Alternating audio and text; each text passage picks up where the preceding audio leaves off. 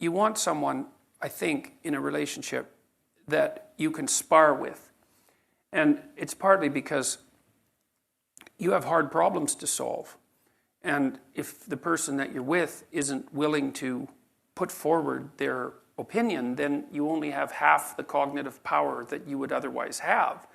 And hopefully you find someone who's interestingly different from you, like not so different that you can't communicate, and you have to be careful of that, but interestingly different, and then hopefully they have the ability and the will to express their opinion, and then, well, then it's, then your interest stays heightened, and there has to be that tension in a relationship.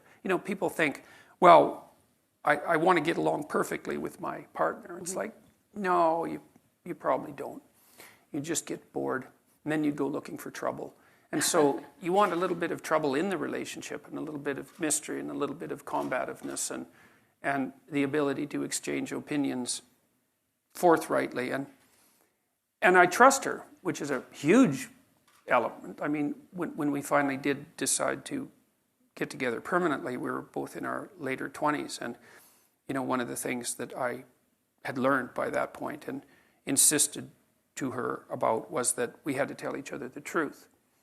And she took to that wholeheartedly, and for better and for worse, because truths can be harsh.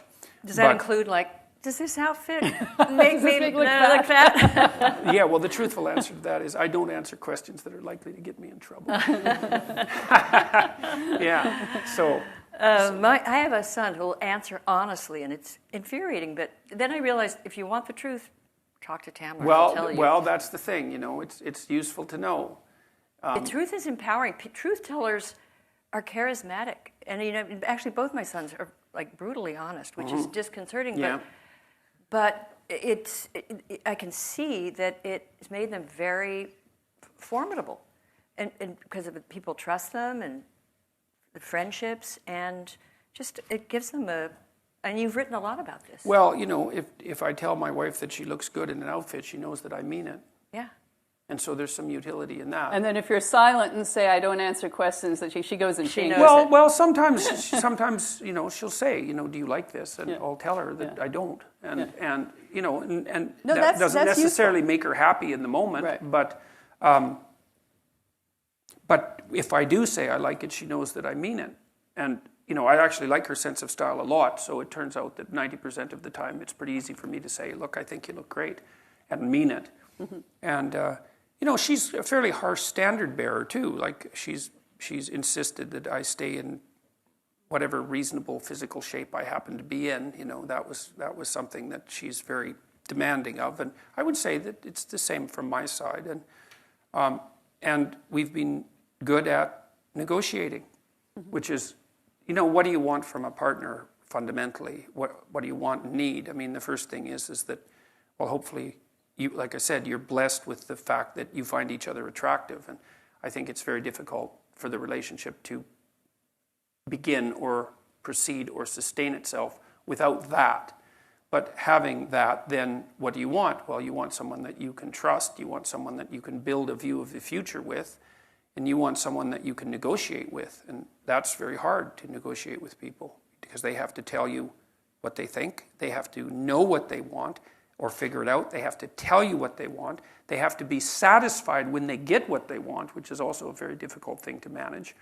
And you have to continually update that because your life goes through different stages. And your attraction wanes, as we all know at our stage of life, not fatally necessarily. Speak for yourself.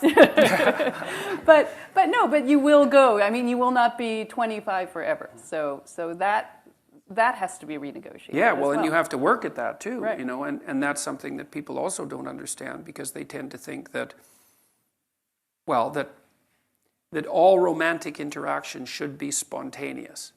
It's like, well, if that's your theory, then you might as well just give up right now if you're going to get married because the only reason you can think that is because you don't have enough responsibility to make romantic entanglement virtually impossible. And what happens when you're married, especially when you have little kids, is that and you both have a job, let's say, is you're so busy that the probability that you're going to find time for spontaneous mutual interaction decreases to 0.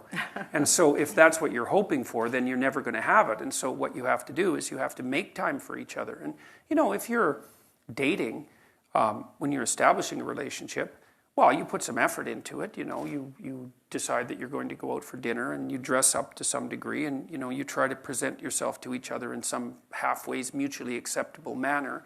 And you hope that there's going to be a positive consequence of that you're going to find each other attractive. But then people somehow think that once they're married that the same amount of effort isn't necessary, and that's wrong. I would say more effort is necessary on the same front. And you have to think it through. It's like, if you don't want to be bitter about the intimate element of your relationship, how much time do you have to spend together each week? And my rule of thumb, sort of derived from clinical observations, is that you need to spend 90 minutes a week with your partner talking. And that means you're telling each other about your life and staying in touch, so that you each know what the other is up to.